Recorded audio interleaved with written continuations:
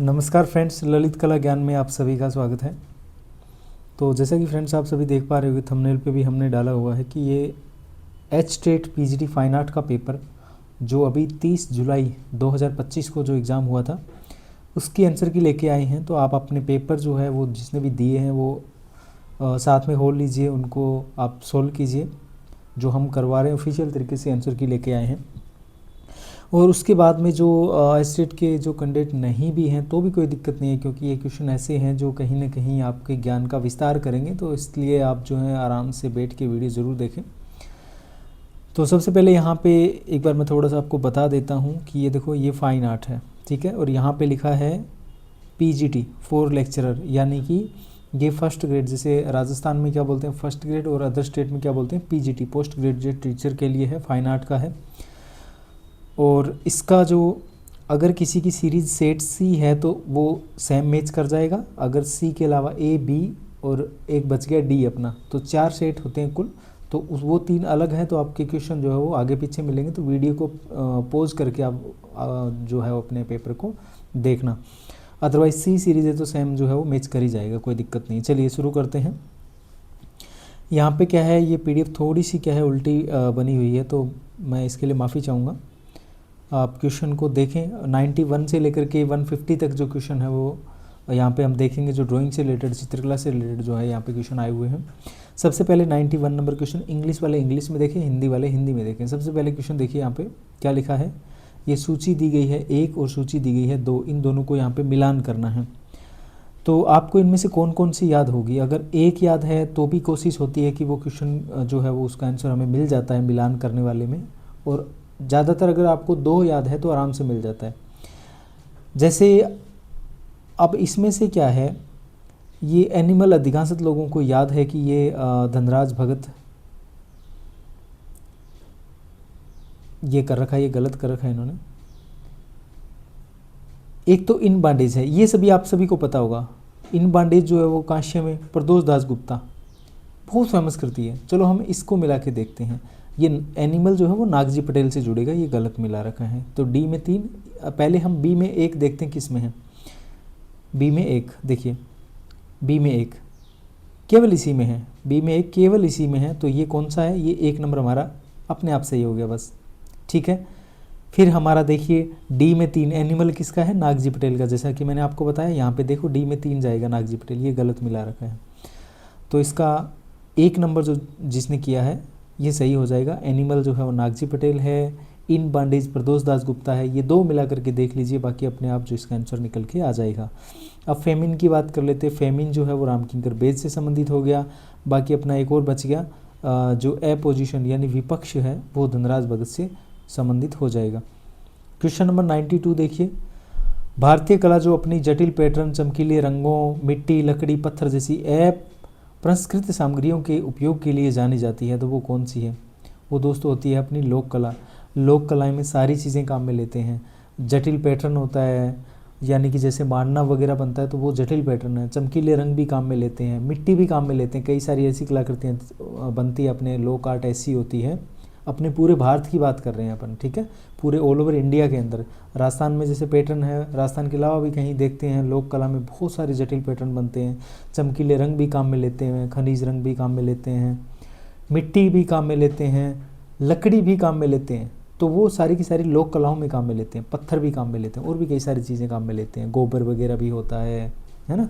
ये सब आप सभी को पता होगा। तो वो कौन सा हो जाएगा, लोक कला हो जाएगा। तो इसका जो राइट आंसर हो जाएगा वो आपका लोक कला है, 92 में 1। अब आगे बढ़ते हैं। 93 नंबर क्वेश्चन देखिए। 93 नंबर क्वेश्चन है, बृहदेश्वर मंदिर के गंगई कोंडा की उपाधि किसने ग्रहण की थी। आप सबसे पहले तो ये देखिए कि बृहदेश्वर मंदिर जो है उसको बनाने वाला कौन था। तो वो था राजा राज चोल था, बृहदेश्वर। अच्छा, एक चीज़ मैं आपको एक सामान्य सी बात बताता हूँ, बहुत सामान्य सी बात है, लेकिन आप सभी को या तो पता होगा, नहीं पता है तो मैं आपको बता देता हूँ। क्योंकि अधिकांशत एग्ज़ाम में ऐसे क्वेश्चन देखे गए हैं जो बहुत ज़रूरी है आपके लिए ये जानना कि मान लो कोई भी मंदिर का नाम होता है तो पीछे ईश्वर जब लगा रहता है, क्या लगा रहता है, ईश्वर। जैसे बृहदेश्वर, इसमें देखो पीछे ईश्वर शब्द जुड़ा हुआ है। प्रत्यय उपसर्ग 2 होते हैं ना, प्रत्यय आगे लगता है, उपसर्ग पीछे लगता है, शायद ऐसा ही होता होगा, ठीक है। तो ये जो ईश्वर इसमें जुड़ा हुआ है, पीछे शब्द कोई भी मंदिर आ जाए, पीछे ईश्वर आ जाए, वो शिव जी भगवान को समर्पित मंदिर होगा। अधिकांश बार अच्छा पूछा गया, नेट के एग्जाम में बहुत बार पूछते हैं, बृहदेश्वर मंदिर कौन से देवता को समर्पित है? अरे पीछे ईश्वर लग गया तो वो शिव जी भगवान को समर्पित हो जाएगा। बहुत आसान क्वेश्चन है ये, ठीक है। सीधी सी बात यही याद रखनी है। आप कोई भी मंदिर ले लेना, चाहे कोई भी मंदिर देख लेना जिसके पीछे स्वर, जैसे ये ईश्वर, स्वर मतलब ये ईश्वर होगा पूरा शब्द, वो जुड़ा हुआ होगा, तो वो मंदिर पूर्णतः शिव भगवान को समर्पित ही माना जाएगा, ठीक है। वो शिव जी भगवान का ही मंदिर होगा। चाहे बृहदेश्वर लिखे, चाहे ओंकारेश्वर बोले, ओंकारेश्वर है, बृहदेश्वर है, ऐरातेश्वर है, बहुत सारे मंदिर हैं, तो वो क्या है, सारे के सारे शिव जी भगवान को समर्पित है। और राजा राज चोल जो थे, ये चोल कालीन है। कौन सा है? चोल कालीन, ठीक है, तमिलनाडु में है। चलिए आगे बढ़ते हैं। अभिकथन ए दिया गया है कि चित्रकारी यानी ड्राइंग की बात कर रहा है, ड्राइंग बनाना, इंग्लिश में भी लिखा है ड्राइंग। तो ड्राइंग जब बनाते हैं तो वो सारी की सारी दृश्य कलाएं, दृश्य कलाएं कौन कौन सी होती है? मूर्ति बनाना, चित्रकला बनाना, पेंटिंग बनाना, और क्या है, वास्तुकला, वो भी एक दृश्य होता है देख के। तो उसके लिए ये एक बुनियादी घटक है ड्राइंग, सभी दृश्य कलाओं के लिए बिल्कुल है। ड्राइंग जब हम मूर्ति बनाते हैं तो पहले ड्राइंग बनाते हैं, फिर उसके बाद में उसकी मूर्ति बनती है, क्योंकि इसके बिना रूप और छवि नहीं बनाई जा सकती। बिल्कुल सही बात है। पहले क्या है, ड्राइंग बनाते हैं, जैसे आर्किटेक्चर क्या करते हैं, ड्राइंग बना के देते हैं। कोई भवन बनाना है तो सबसे पहले उसकी ड्राइंग बनाई जाएगी, फिर भवन बनेगा। तो इसका मतलब इसमें ए और आर दोनों सही है। तो 94 का क्या हो जाएगा? 2 सही हो जाएगा। 95 देखिए, पटना बिहार की 800 साल पुरानी जटिल और दुर्लभ कला कौन सी है? पटना बिहार की। अब पटना बिहार की बात कर रहा है तो इसमें दोस्तों टिकुली कला के बारे में बताता है कि टिकुली कला है वो यहाँ की एक कला है। इसकी खास बात क्या है, ये टिकुली कला लकड़ी के टुकड़े जो होते हैं, लकड़ी के छोटे छोटे टुकड़े, ब्लॉक्स जो होते हैं, उनके ऊपर बनती है ये कला। तो ये वहाँ की ये कला जो है वो बताई जाती है। तो 95 में 3 जो है ये हो जाएगा। इसके बाद में आगे बढ़ते हैं 96 पे। 96 नंबर क्वेश्चन देखिए, कोलकाता ग्रुप की स्थापना किस कलाकार समूह द्वारा की गई थी? कोलकाता ग्रुप 1943 में बना है, ये तो इसने दे ही दिया। सुविधा पूछे आगे कौन है? गोपाल घोष था, पारितोष सेन था, रतिन गुप्ता ये नहीं था, ठीक है, ये कट गया अपना। धुरंधर ये नहीं था, पारितोष सेन, प्रदोष दास गुप्ता ये दोनों थे। अगले में देखिए गोपाल घोष, पारितोष सेन और प्रदोष दास गुप्ता ये तीनों ही थे, तो ये इसका राइट आंसर हो जाएगा 3 नंबर, ठीक है। इस तरीके से इसका क्या है, 96 का ये सही है। आगे बढ़ते हैं 97। देखिए ये बहुत ही शानदार क्वेश्चन है, 97 नंबर क्वेश्चन बहुत शानदार क्वेश्चन है। इसको क्या है, इसका भी हमें मिलान करना है दोस्तों। इसमें देखिए ये क्वेश्चन जो है थोड़ा सा कन्फ्यूजन पैदा करने वाला क्वेश्चन है। कैसे कि यहाँ पे दिया गया है कि घायल सुअर रॉक पेंटिंग कहाँ से संबंधित है? घायल सुअर की रॉक पेंटिंग दोस्तों, एक यहाँ पे सबसे पहले हमारे दिमाग में क्या आ जाता है, सिंहनपुर आ जाता है। लेकिन आपको पता है सिंहनपुर में जो चित्र जो मिला है वो किस चीज़ का है? सिंहनपुर का, मतलब स्पेशली सिंहनपुर की बात करें तो सिंहनपुर में किस चीज़ का मिला है? घायल भैंसा, जो बहुत फेमस है। सिंहनपुर की जो खोज डब्ल्यू एंडरसन ने 1910 में की थी, तो सिंहनपुर जो है वहाँ पे घायल भैंसे का, कराता हुआ भैंसा, घायल भैंसा बहुत फेमस है वो। लेकिन जब हम सुअर की तरफ जाते हैं तो वो मिर्ज़ापुर से रिलेटेड हो जाता है। तो यहाँ पे दिया गया है घायल सुअर, ये भैंसे की बात नहीं कर रहा है, किसकी बात कर रहा है? सुअर की बात कर रहा है। तो हम इसको मिलाएंगे मिर्ज़ापुर से। तो बी में 2 कर दो आप, ठीक है। तो इसमें देखो बी में 2 किस किस में जा रहा है, पहले तो ये देखना है अपन को, बी में 2 किस में जा रहा है, केवल इसी में जा रहा है। तो ये इसका 1 2 3 4 ये सही हो जाएगा, ठीक है, याद रखना आप। तो ये 97 जो क्वेश्चन है इसमें 1 नंबर राइट आंसर हो गया। आप इसका मिलान करके देख लीजिए क्या इसमें जा रहा है। तो इसमें जो शिकार का दृश्य रॉक पेंटिंग जो है वो किस में हो जाएगी? वो सिंहनपुर में हो जाएगी। और घायल सुअर जो है वो मिर्ज़ापुर में हो जाएगी। गुड़स्वा रॉक शेल्टर जो है बर्था झरने ज़िले के पास जो भरतपुर में है वो हो जाएगी। डोलोमेंस रायचूर हो जाएगा। इसके बाद में आगे बढ़ते हैं 98 नंबर क्वेश्चन देखिए, भारतीय कला के समृद्ध और विविध क्षेत्र में कौन सी चित्रकला तकनीक एक जीवंत और आकर्षक शक्ति के रूप में विकसित हुई? 98। तो चित्रकला तकनीक है, एक जीवंत है और एक आकर्षक शक्ति के रूप में विकसित हुई है। चित्रकला तकनीक एक जीवंत और आकर्षक शक्ति के रूप में विकसित हुई। तो ये 98 नंबर जो क्वेश्चन है, ये भारतीय कला के समृद्ध और विविध क्षेत्र में कौन सी चित्रकला तकनीक के बारे में बात कर रहा है कि एक जीवंत और आकर्षक शक्ति के रूप में विकसित हुई है। तो वो कौन सी हुई है? कंटेम्प्रेरी आर्ट में हम किसको मान सकते हैं? कंटेम्प्रेरी आर्ट में, आधुनिक कला में देखें तो इसका कोई तोड़ निचोड़ है ही नहीं। आकर्षण शक्ति के रूप में कौन सी बात करोगे आप कंटेम्प्रेरी आर्टिस्ट को लेकर? मॉडर्न आर्ट में तो हम कह सकते हैं कि हाँ, जो जलरंग टेक्निक है वो बहुत ज़्यादा फेमस हुई थी, एक जीवंत कला के रूप में उभरी। पुनर्जागरण काल एक पूरा का पूरा मूवमेंट निकल के आया था, जो अवनिंद्रनाथ ठाकुर का और ईवी हवेल का बहुत बड़ा योगदान था। और उसमें मूर्तिकला के सेक्टर में भी कुछ काम हुआ था, तो वहाँ पे हम बात कर सकते हैं मॉडर्न आर्ट के बारे में। लेकिन फिर भी थोड़ा सा कन्फ्यूजन है इस क्वेश्चन को लेकर के।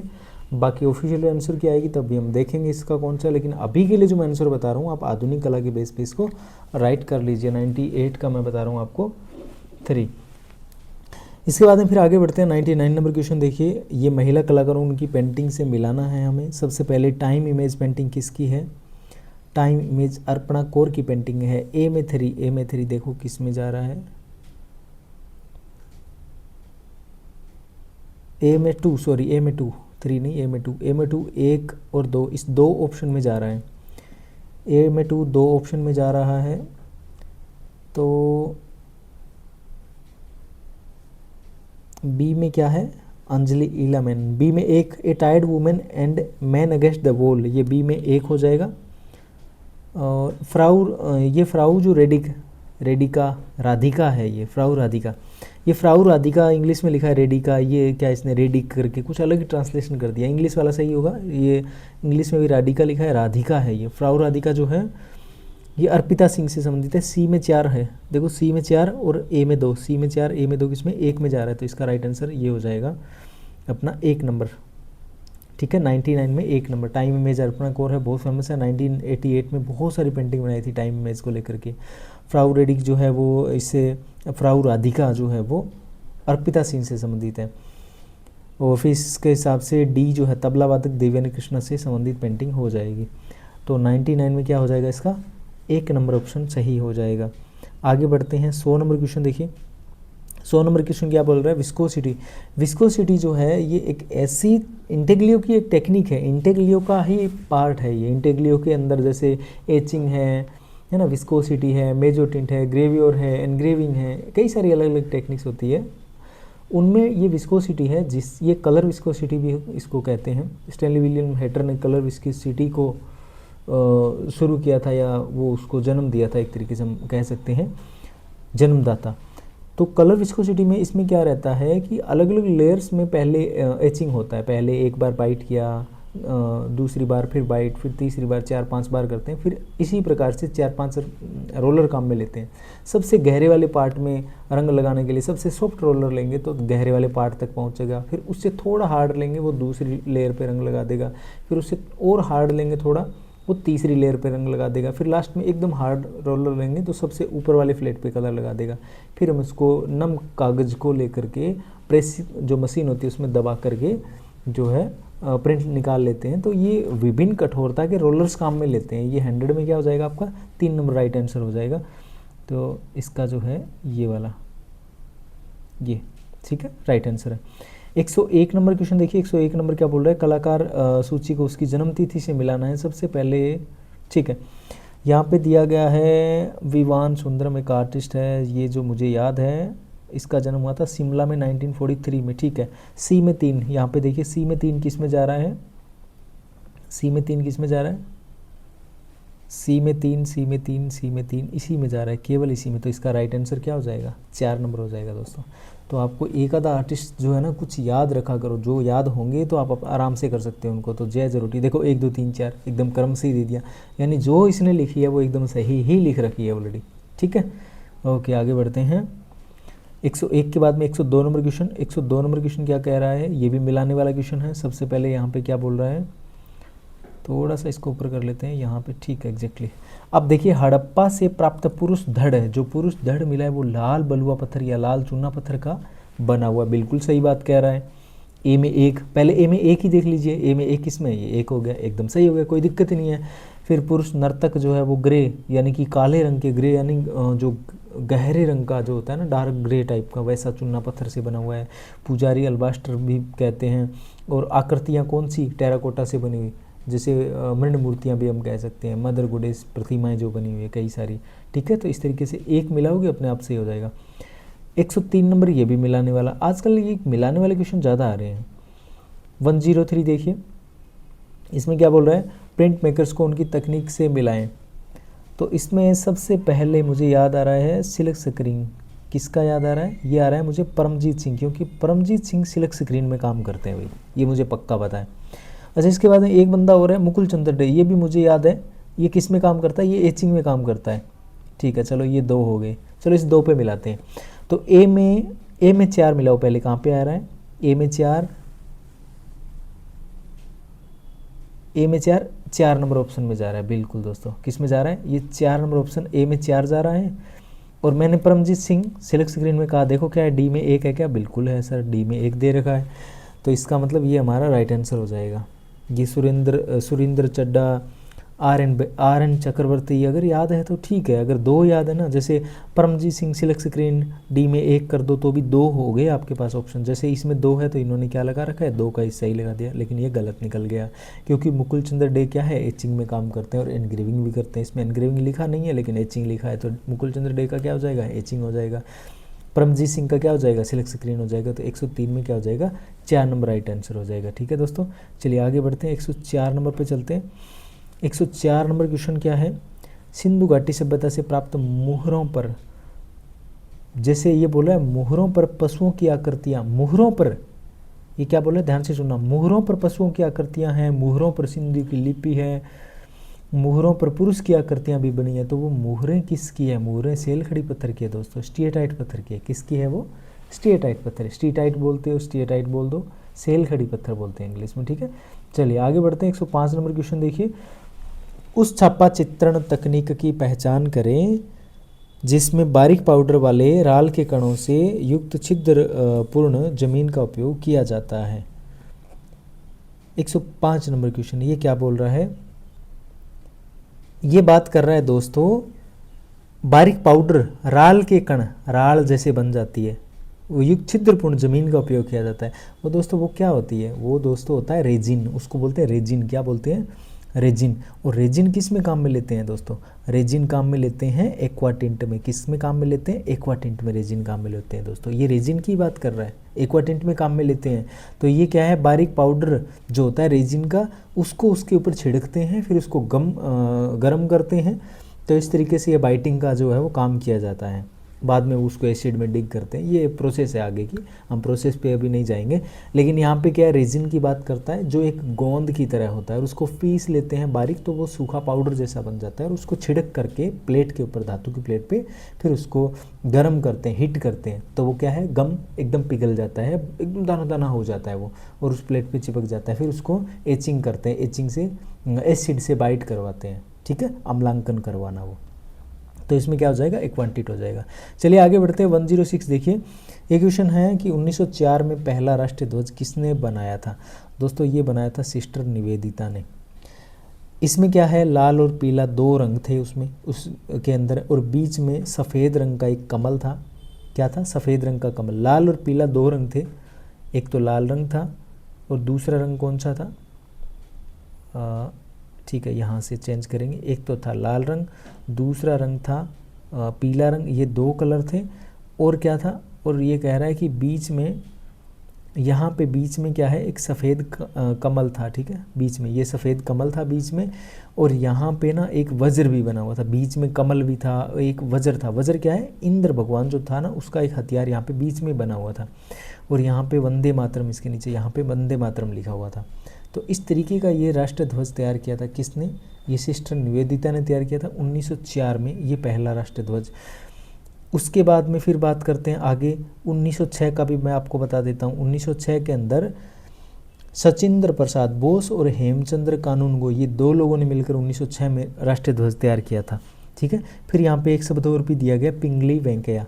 जो पिंगली वेंकैया है, उसने पिंगली वेंकैया ने 1921 में ध्वज तैयार किया था, 1921 में पिंगली वेंकैया ने। तो इसका भी यहाँ पे ऑप्शन दिया गया, लेकिन यहाँ पे क्या है, सिस्टर निवेदिता राइट आंसर हो जाएगा। जिसने 2 किया सिस्टर निवेदिता, उसका सही है। राष्ट्रीय ध्वज के बारे में स्टेट में लगभग एग्जाम में पूछते हैं। 106 के बाद में आगे बढ़ते हैं 107 नंबर क्वेश्चन पे। 107 नंबर जो क्वेश्चन है उसमें क्या दिया गया है, ये भी मिलाने वाला क्वेश्चन है। सबसे पहले आपको याद होगा सभीय चित्र क्या होता है। सभीय चित्र सर व्यक्ति चित्र होते हैं। तो सबसे पहले जो इजी है वही मिला के देखो।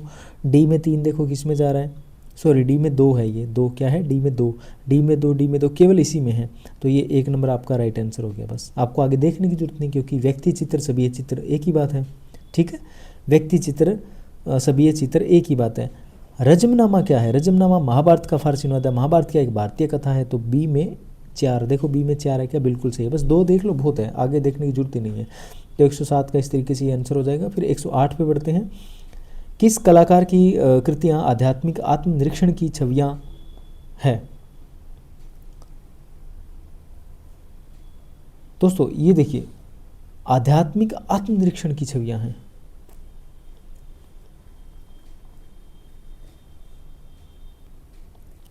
आध्यात्मिक आत्मनिरीक्षण की बात कर रहा है तांत्रिक प्रवृत्ति से, आध्यात्मिक अध्यात्म से जोड़ना, आत्मनिरीक्षण खुद का उसमें, तो वो क्या है, GR संतोष से रिलेटेड हो जाएगा दोस्तों। बाकी ऑफिशियल आंसर क्या है उसमें हम दोबारा देखेंगे, कोई दिक्कत नहीं। आप अगर उसमें हो कोई अंतर ऊपर नीचे, जिस हिसाब से मैं समझ रहा हूँ इस क्वेश्चन को, ये कहना वही चाह रहा है। ठीक है, तांत्रिक प्रवृत्ति। आजकल सीधा क्वेश्चन पूछने वाली बात नहीं रही है, क्वेश्चन को घुमा फिरा के पूछेंगे, बात वही होगी, लेकिन क्वेश्चन को इस तरीके से घुमाएंगे, भाषा को इस तरीके से लिखेंगे कि भाषा के चक्कर में बात की चूड़ी मर जाती है। ये आपने हिंदी में राजस्थान में पढ़ा होगा।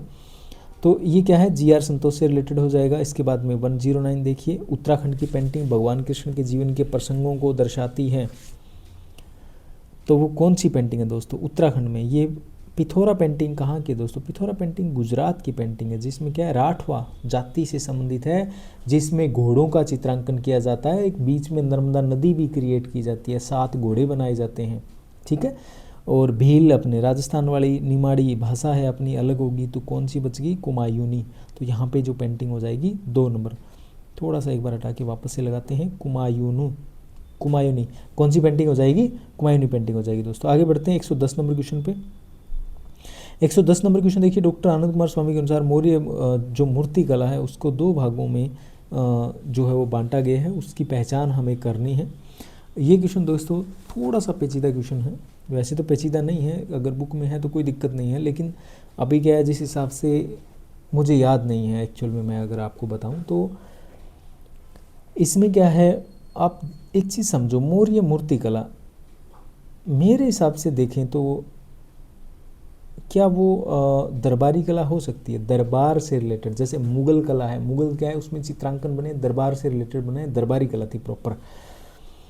तो मौर्य मूर्ति कला जो है वो दरबार से रिलेटेड मेरे हिसाब से जोड़ना सही नहीं होगा, दरबारी कला से संबंधित। तो मैं अगर जैसे क्या है, अलग अलग विद्वान जैसे अपने गांधार शैली को लेकर भी बताते हैं कि वो क्या है, इंडो ग्रीक शैली है। तो इसी तरीके से आनंद कुमार स्वामी ने भी ये प्रेजेंट किया होगा ग्रीक और रोमन को लेकर के। तो आई थिंक सो मेरे हिसाब से 110 में मैं 1 मान रहा हूँ, लेकिन फिर भी एचटेट की ऑफिशियल आंसर क्या आएगी तो हम इस पर दोबारा डिस्कस करेंगे। तो ये एक बार के लिए हम इसको ये मान रहे हैं, आप इसको 1 के बेस पे सही मान सकते हैं।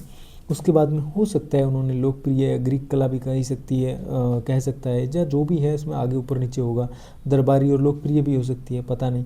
एक बार के लिए देखेंगे दोबारा से, और जो होगा हम आपको, अगर इसमें कोई आपका भी कोई थॉट है तो कमेंट करके हमें ज़रूर बताएं। चलिए आगे बढ़ते हैं। ठीक है, एक बार 1 नंबर इसका ऑप्शन राइट मान के चलें। आगे चलते 111 क्वेश्चन देखिए, ये भी क्या है आपका मिलाने वाला क्वेश्चन है।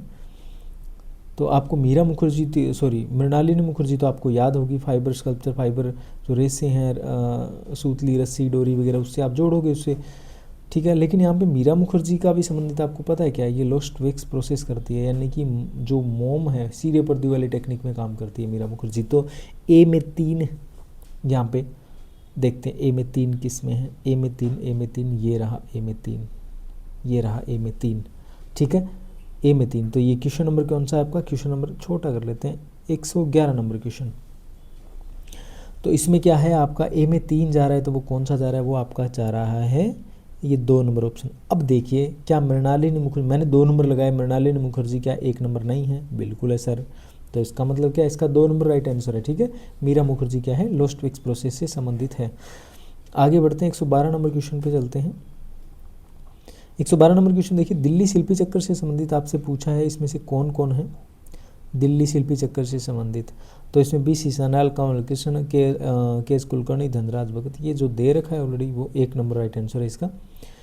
आगे बढ़ते हैं, ईवी हवेल के बारे में पूछा है, 1884 से 1892 में, ये राइट आंसर है इसका। ईवी हवेल की समयावधि मद्रास स्कूल में यही थी, 1884 में यही थे, 1896 में कोलकाता चले गए थे, यहाँ पे 92 तक लिखा है, कोई दिक्कत नहीं, यहीं पे थे।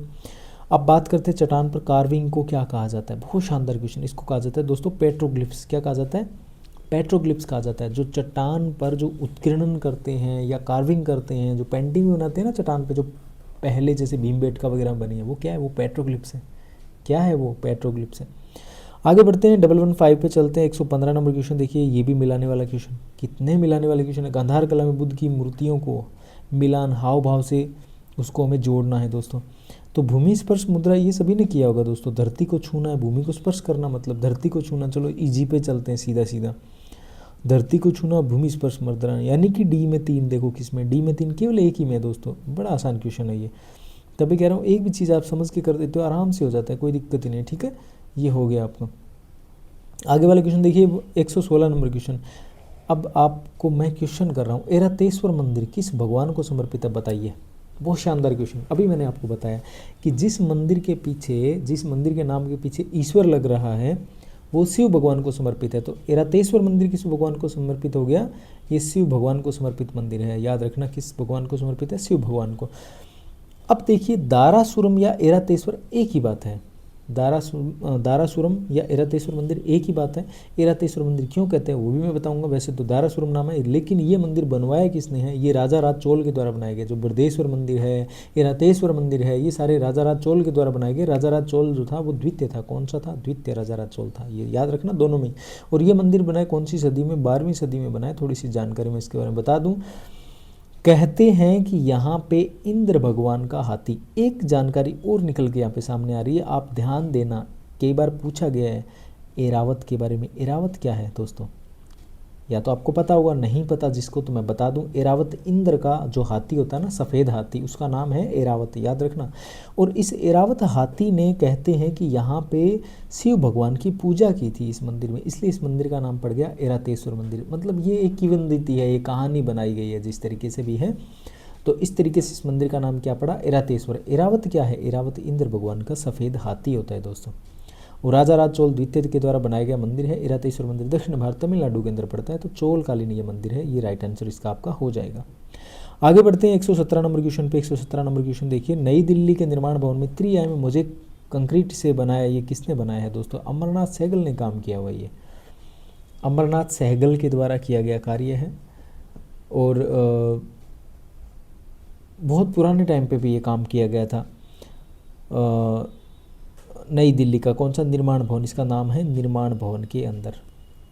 आगे बढ़ते हैं, 118 नंबर क्वेश्चन देखिए। 118 नंबर क्वेश्चन है सूची वाला, फिर से मिलान वाला आ गया। इसमें देखिए दोस्तों, सेरीग्राफी में क्या काम में लेते हैं? सिल्क स्क्रीन काम में लेते हैं। बिल्कुल सही बात है। पहले एक ही मिलाते हैं ना। डी में 3 देखो किस में आ रहा है? डी में 3 इसी में आ रहा है, इसको मिला दो। एक और देख लो एक बार के लिए। तो लिथोग्राफी में पत्थर काम में लेते हैं, लाइमस्टोन जिसको बोलते हैं, चूना पत्थर काम में लेते हैं। तो ए में 2 कर दो, ए में 2 इसमें भी जा रहा है, तो ये वाला क्या हो जाएगा आपका? 2 नंबर राइट आंसर हो जाएगा। बस सीधी सी बात है। 118 के बाद में 119 नंबर क्वेश्चन देखिए, जानवर द्वारा एक आदमी का शिकार करते हुए चित्र किस गुफा में पाया गया है? In which cave was a picture of an animal hunting a man found. अब इसका ट्रांसलेशन किया है ना इंग्लिश का, तो वो इस तरीके से हो गया है कि एक जानवर है, वो एक आदमी का शिकार कर रहा है। ध्यान से देखो, यही बोल रहा है क्वेश्चन तो, क्योंकि हिंदी में जब जो हमें समझ आ रहा है उसके अकॉर्डिंग तो यही बोल रहा है क्वेश्चन। बोल क्या रहा है कि एक जानवर है जो आदमी का शिकार कर रहा है। इंग्लिश में क्या लिखा है? In which cave was a picture of an animal hunting by a man, ऐसे लिखना था, बाय ए मैन, यानी कि एक आदमी के द्वारा हंटिंग किया जा रहा है उसका। तो ये ट्रांसलेशन में क्या है? गड़बड़ कर गया।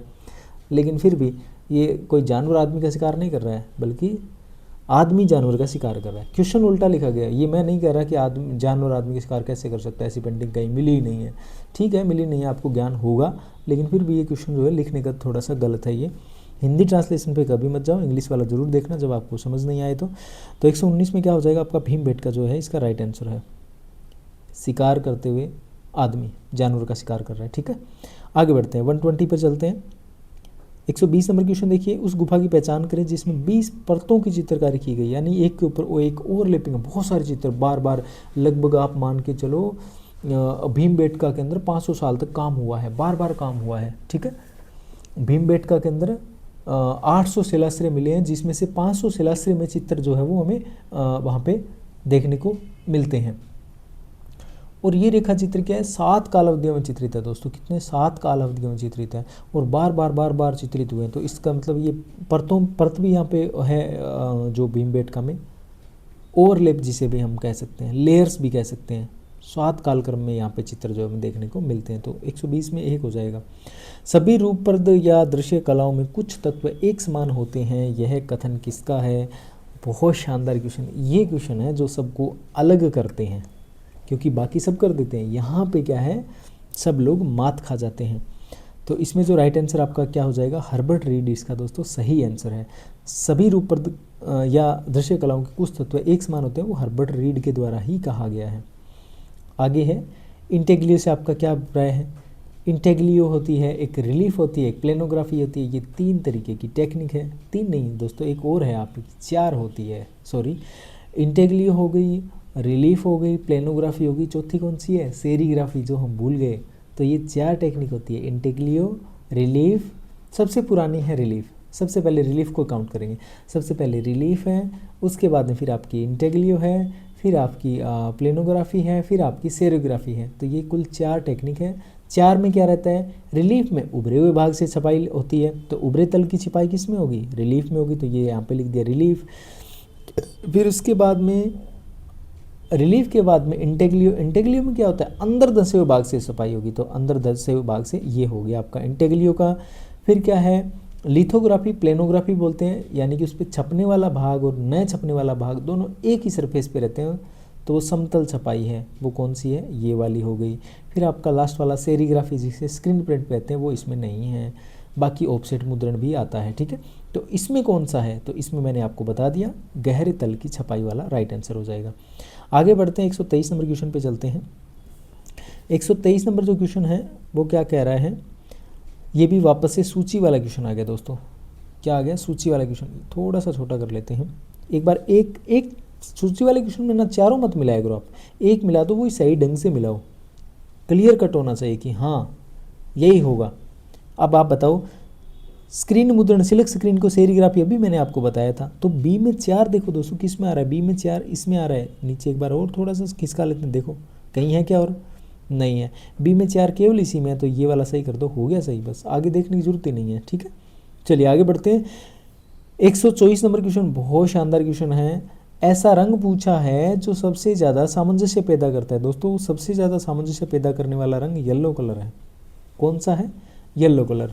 तो 124 का जो राइट आंसर आपका वो 2 नंबर हो जाएगा, येलो यानी पीला रंग। पीला रंग जो है वो सबसे अधिक सामंजस्य पैदा करने वाला रंग है। आगे बढ़ते हैं, 4 रंग कौन कौन से बताए हैं, तो ये बताए हैं लाल, पीला, नीला, हरा। ये मनोविज्ञान को मुख्य रंग 4 ये बताएं। 3 रंग आपका लाल, पीला, नीला तो ले ही लो, बाद में कोई लोग हरा भी बताते हैं। तो ये हो गया आपका 2 नंबर ऑप्शन। ठीक है, इसके बाद में आगे बढ़ते हैं 125 के बाद में आगे 126 नंबर क्वेश्चन। संयोजन के सिद्धांत में प्रमाण, प्रोपोर्शन की बात कर रहे हैं दोस्तों। किसकी बात करते हैं, प्रोपोर्शन। प्रोपोर्शन क्या है, लॉ ऑफ रिलेशनशिप है। लॉ ऑफ रिलेशनशिप यानी कि संबंधता का सिद्धांत है। क्या है, संबंधता का सिद्धांत। प्रमाण अनुपात जो है वो संबंधता का सिद्धांत है। संबंधता का सिद्धांत कैसी है दोस्तों, प्रमाण क्या है,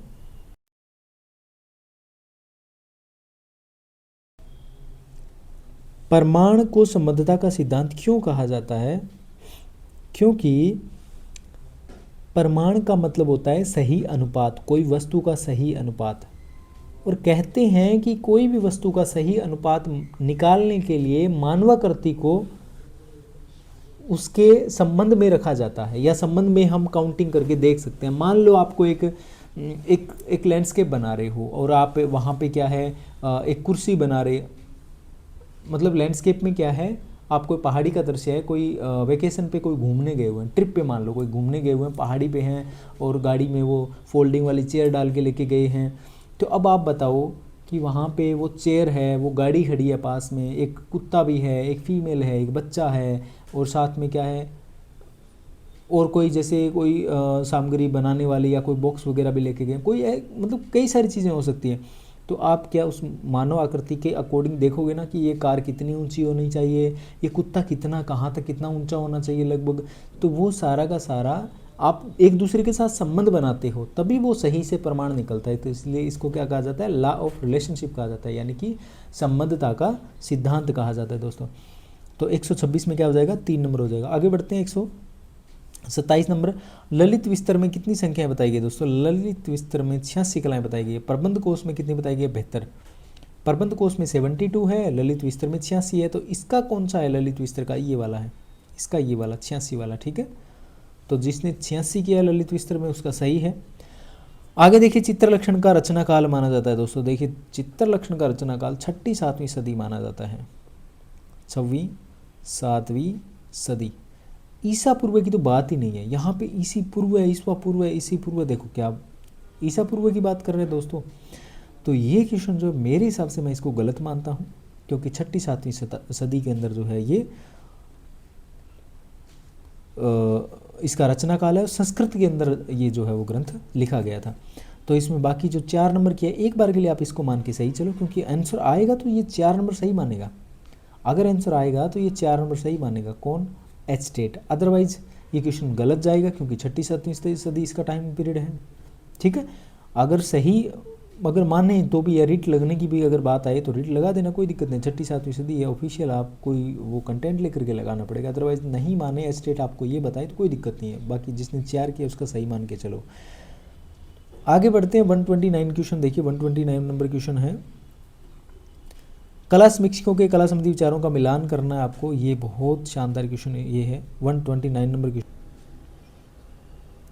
इसका जो राइट आंसर है दोस्तों, इसमें आप मिला करके देखें कि सबसे पहले यहाँ पे दिया है शक्ति की बारे में बात कर रहा है। कला जो है वो अभिव्यक्ति की शक्ति है, अभिव्यक्ति की कुशल शक्ति है। इस तरीके से ये मैथिली शरण गुप्त के द्वारा ये कहा गया है। बी में 2, बी में 2। तो इसमें देखते हैं किस किस में बी में 2 है। यहाँ पे देखा बी में 2, ये एक कट गया हमारा 2 नंबर, ये कट गया, बाकी 3 में है।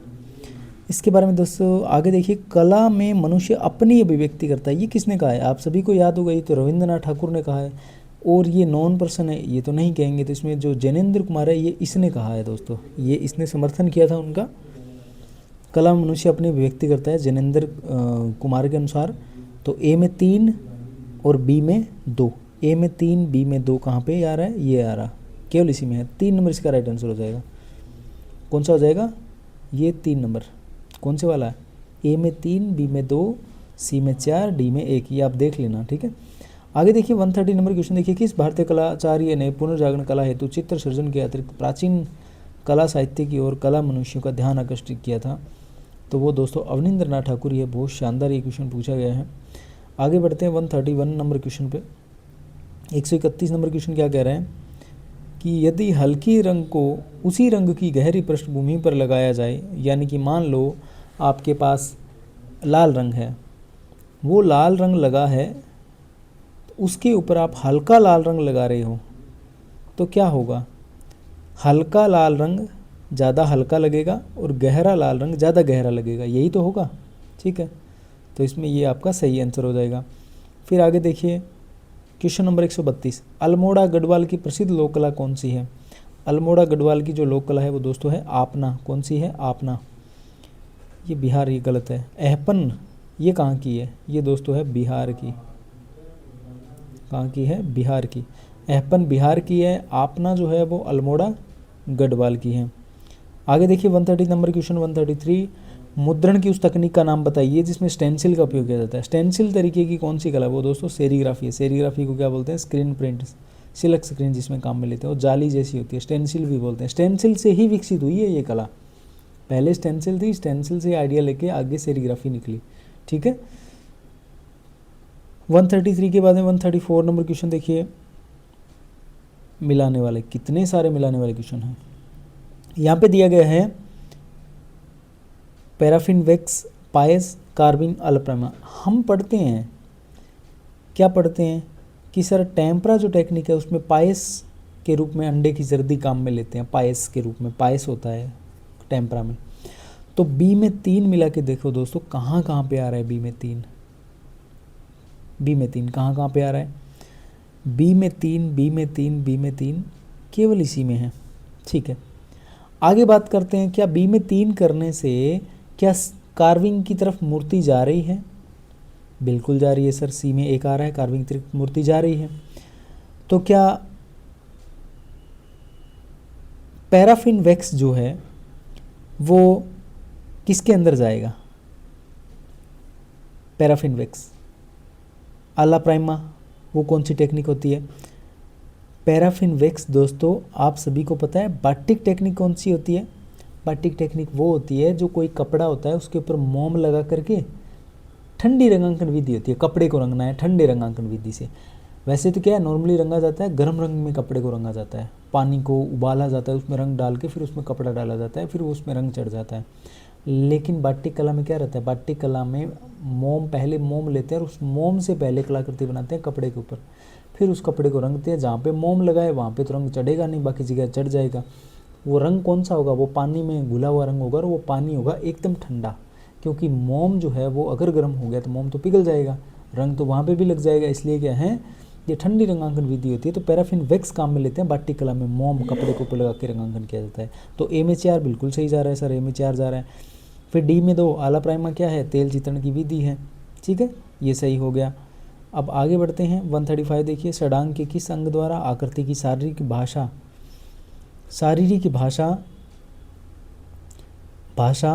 शारीरिक भाषा, स्वभाव, मनोदशा, व्यंग्य, शारीरिक भाषा, ये क्या इंगित करती है? एक तरीके से ये पूछा गया है, ये क्या इंगित करती है?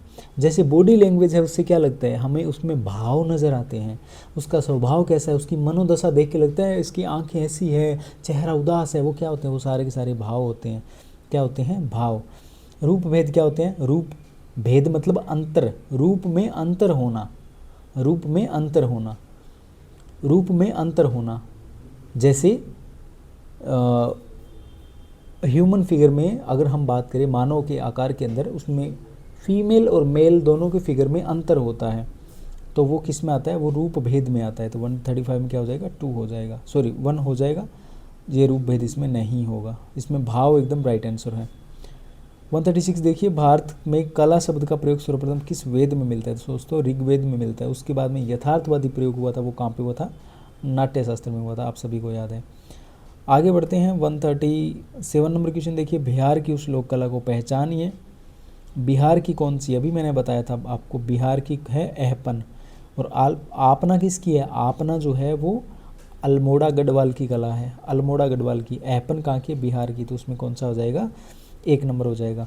आगे देखिए 138 नंबर, किसने कहा था कला एक ऐसी गतिविधि है जिसमें एक व्यक्ति की भावना दूसरे का अनुभव करके उसे जानबूझकर दूसरों तक पहुंचाता है। संप्रेषण का सिद्धांत की बात कर रहा है, वो किसका है? वो टोल्स्टॉय का है। तो 138 नंबर जो क्वेश्चन है 138 में टोल्स्टॉय इसका राइट आंसर हो जाएगा। आगे देखिए 139, दृश्य कला के मूल तत्व एवं सिद्धांत का सही क्रम बताइए। ये दोस्तों बहुत आसान क्वेश्चन है। ये बोला गया है मूर्ति कला के बारे में। मूर्ति कला में क्या हो दोस्तों? सबसे पहले मॉडल बनता है। क्या बनता है? मॉडल।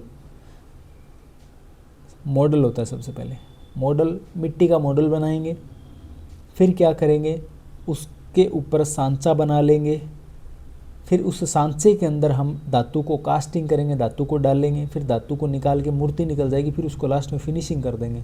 तो इसका राइट आंसर आपका क्या हो जाएगा? 3 नंबर हो जाएगा दोस्तों। 139 का 3 जिसने किया उसका सही है। मॉडलिंग, मोल्डिंग, कास्टिंग, फिनिशिंग, ये इसका क्रम हो जाएगा। 140 नंबर क्वेश्चन देखिए, 140 क्या कह रहा है? कला रचना के उस सिद्धांत का नाम बताइए जो लक्ष्य और क्रमबद्धता को दर्शाता है। लक्ष्य और क्रमबद्धता को दर्शाता है। 140 इसमें दोस्तों वो है प्रभाविता। क्या है? प्रभाविता है। प्रभाविता जो है वो लक्ष्य, मेन लक्ष्य क्या है पेंटिंग का। मान लो एक पेंटिंग है, उसमें मेन फोकस है, मेन लक्ष्य आपका क्या है, ये इसको दर्शाना।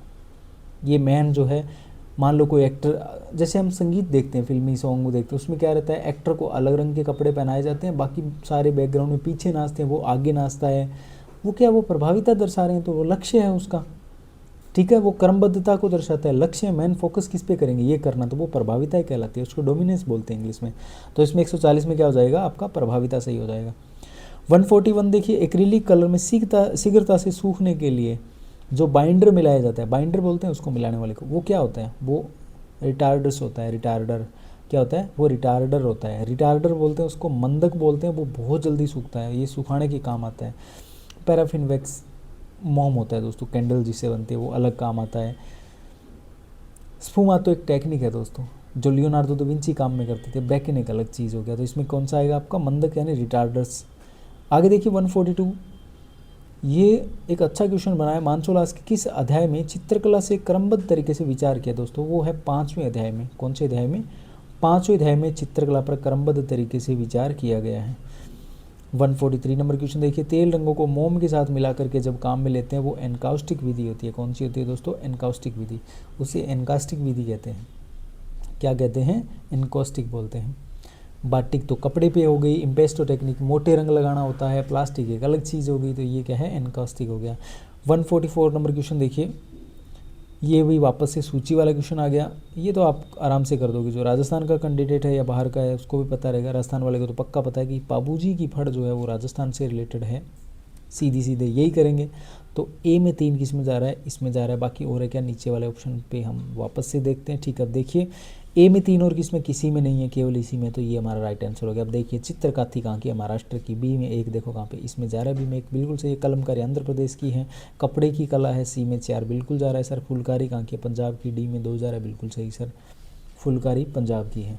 ठीक है, तो इस तरीके से ये आपका हो गया ये वाला 144। अब बढ़ते हैं 145 की तरफ। रूपपर्द नहीं है दोस्तों, जिसमें रूप नहीं होता, संगीत में रूप नहीं होता। संगीत में केवल कानों से सुनते हैं, आंखों से देखते नहीं है। रूप को आंखों से देखा जाता है, चित्र मूर्ति वास्तु को देखा जा सकता है। आगे देखिए 146 नंबर क्वेश्चन देखिए, 146 बोल रहा है मूर्तिकला की उस प्रक्रिया को पहचाने जिसमें तरल पदार्थ को आमतौर पर एक सांचे में ढाला जाता है। तो वो प्रक्रिया, वो कास्टिंग कहलाती है दोस्तों। जब सांचे में ढाल रहे होते हैं तो वो कास्टिंग टेक्निक है। क्या होती है, कास्टिंग टेक्निक। आगे देखिए 140 नंबर क्वेश्चन देखिए, सॉरी 146 के बाद में आएंगे हम 147 की तरफ। ये मैंने कहा था पेपर थोड़ा सा उल्टा बना है। ये लास्ट पेज है आपका। शिव पार्वती को समर्पित पूर्ण रूप से वो कौन सी गुफा है, वो दोस्तों एलिफेंटा है। एलिफेंटा है वो। अजंता तो बुद्ध भगवान को समर्पित है। बादामी विष्णु, और एक और भी है। और एलोरा क्या है, एलोरा त्रिवेणी है, 3 धर्म है उसमें। और एलिफेंटा प्रॉपर शिव भगवान से समर्पित है। ठीक है, शिव पार्वती से संबंधित हो गया। तो इसमें 1 नंबर जिसने एलिफेंटा किया है उसका राइट आंसर है। 148 बहुत अच्छा क्वेश्चन, ऑर्गेनिक और ऑटोमेटिक कला के बारे में पूछा है। ऑर्गेनिक और ऑटोमेटिक कला का वर्गीकरण किस कला चिंतक ने किया था दोस्तों, ये क्या है, जॉर्ज संतायना ने। इसका राइट आंसर 1 नंबर हो जाएगा, जॉर्ज संतायना, जॉर्ज संतायना। ऑर्गेनिक और ऑटोमेटिक कला का वर्गीकरण किस कला चिंतक ने किया है, जॉर्ज संतायना ने। जिसने जॉर्ज संतायना किया उसका राइट है, बाकी सब गलत है। इसके बाद में आगे बढ़ते हैं 149 देखिए। 149 नंबर क्वेश्चन बोल रहा है, कला रचना के किस सिद्धांत के अनुसार चित्र में सभी तत्वों की समग्र समायोजना में पूर्ण साम्यावस्था होती है। पूर्ण साम्यावस्था यानी कि इसमें जुड़ाव होता है आपस में, वो होती है यूनिटी, यानी कि एकता। यूनिटी एकता दर्शाता है। कला रचना में ये एक सिद्धांत है जिसमें सारे के सारे तत्व एक समग्र, एक समायोजना में आ जाते हैं, एक यूनिटी में आ जाते हैं, उसको एकता ही कहेंगे हम। बैलेंस तो अलग चीज़ हो जाती है।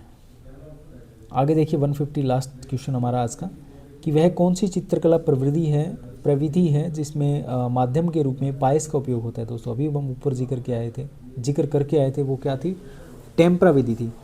तो यहाँ पे ये आपकी होगी 150 क्वेश्चन, 150 क्वेश्चन। आशा करता हूँ आपको वीडियो पसंद आया होगा। थोड़ा वीडियो बड़ा है, लेकिन आपको ये क्वेश्चन जो है वो एक तरीके से एकदम सही स्टेबल तरीके से, इसमें 1 क्वेश्चन या 2 क्वेश्चन ही मात्र ऊपर नीचे होंगे, बाकी के सारे क्वेश्चन आपको मैंने एकदम एक्यूरेट सही बताए हैं। तो अब इस हिसाब से आप अपने जो है वो आकलन कर सकते हैं, आपकी तैयारी कैसी है। और इसी के साथ में मैं आशा करता हूँ दोस्तों आपको वीडियो पसंद आया होगा, और अगर आपको वीडियो पसंद आया है तो अपने दोस्तों को भी शेयर करो बिल्कुल। और हमारे चैनल पे नए हो तो हमारे चैनल को सब्सक्राइब भी कर लो, क्योंकि हम और भी वीडियो ढेर सारे लेके आएंगे। और भी कोई सारे वीडियो जो है आपको चाहिए तो आप उसके लिए कमेंट भी कर सकते हो।